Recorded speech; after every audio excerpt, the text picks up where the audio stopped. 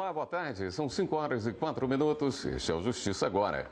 O ministro Ricardo Lewandowski, do Supremo Tribunal Federal, proibiu em liminar que o governo privatize empresas estatais sem prévia autorização do Congresso.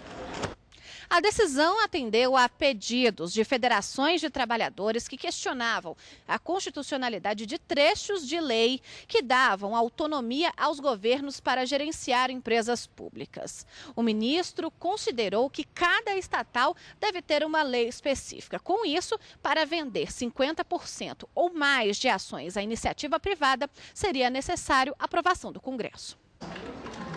Na sessão plenária desta quarta-feira, os ministros do Supremo Tribunal Federal negaram o pedido de liminar da Associação dos Magistrados Brasileiros. Foi durante o julgamento de ação direta de inconstitucionalidade envolvendo a FUNPRESP, Fundação da Previdência Complementar do Servidor Público Federal. A Associação dos Magistrados Brasileiros, autora da ação, é contrária a dispositivos de emenda constitucional e lei que definiram o prazo para a migração de servidores para a Previdência Complementar, que termina no dia 28 de julho.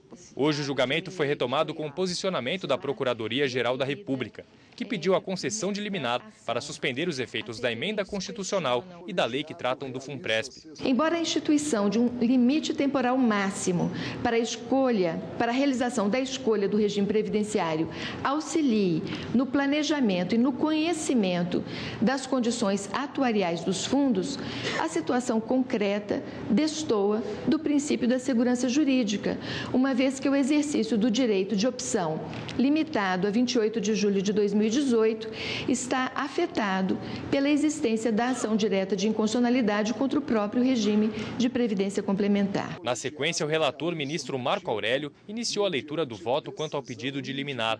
Por entender que não há incompatibilidade das normas em relação à Constituição Federal, ele negou o pedido. O que define termo final para o requerimento de ingresso no regime de previdência complementar em debate representaria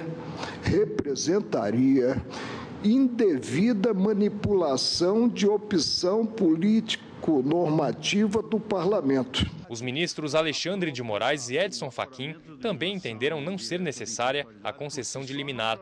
Eles seguiram o voto do relator. Entendo aqui que não estão presentes os requisitos para concessão da medida cautelar, nem o fumus boniuris, a plausibilidade do direito, seja pela inconstitucionalidade formal, seja pela inconstitucionalidade material, mas principalmente, como destacado pelo ministro relator, não vejo aqui a presença do perigo in mora. O perigo da demora, neste caso, me parece razoavelmente presente, ou seja, há uma certa legitimidade em buscar um pronunciamento. Contudo, o segundo pilar, e assim é que acompanha o eminente ministro relator, não me parece presente. Opinião contrária teve o ministro Luiz Fux.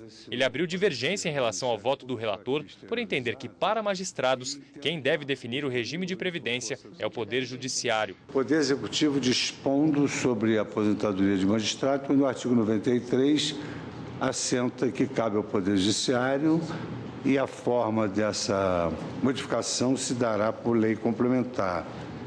Eu tenho dúvidas sobre se poderia o Poder Executivo, por sua iniciativa, eliminar a garantia da magistratura estabelecida pelo Poder Originário Constituinte. Ele foi seguido pelo ministro Ricardo Lewandowski. Os requerentes têm argumentos sólidos no sentido de que demonstraram o fumus boniuris de seu pleito, porquanto o artigo 93(6) da Constituição Federal remete à lei complementar de iniciativa do Supremo Tribunal Federal a disciplina da previdência dos magistrados e, de outro lado, entendo também que está presente o perigo in mora. Por maioria de votos, o plenário do STF decidiu não conceder a liminar pedida pela Associação dos Magistrados Brasileiros. O mérito do processo ainda vai ser julgado pelos 11 ministros.